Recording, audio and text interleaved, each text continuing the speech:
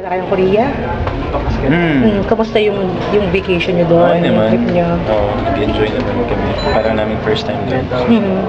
Ganda ang Korea, ang Seoul. Ano ba nun ang Seoul? Ilang araw kayo doon? 1 week? Hindi naman ganap tagal. Mga 6 na araw. 6 days. Pero may mga kwento kasi, may mga interviews na nabanggit mo na parang mas malalim, mas sigurado, at mas ano yung relationship nyo right now. Gawin mo. Ano? Mas strong ba ngayon? Mas nakikilala lalo? Ang isa't isa. Oo. Siyempre, tumatagal. Siyempre, kumbaga, inevitably yun naman. Pero, ibang tao sabi, baka may kasala mo nangyayari. Mayroon na bang mga planong gano'n? Wala. Pag meron kami, papalam namin sa inyo. Ha? Pag meron, papalam Papalam. Doon na last na lang, you can answer this or not.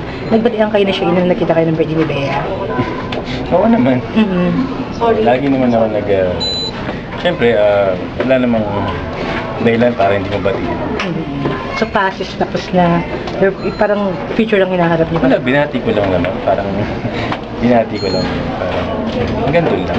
May movie kang gagawin na with Richard Gomez. Tuloy na ba yun? Ayoko nang mag-ano. Ayun niyo muna. Ayoko nang, kasi nakakadalaan eh. Kasi parang matagal na pinaplano and iba-iba yung mga ang daming mga pagbabago. So medyo nahihiya na rin ako sa mga pinaparatingan natin ng balita na medyo makasabihin nila, ano ba yan? Kala namin ganito, tapos ganito, tapos ganito. So siguro it's best kung antayin na lang natin kung ano yung talaga may final na casting, final na storya. Kumita yung She's the One. Are you happy for Bea dahil talagang naging successful yung... Always. Nanood ka?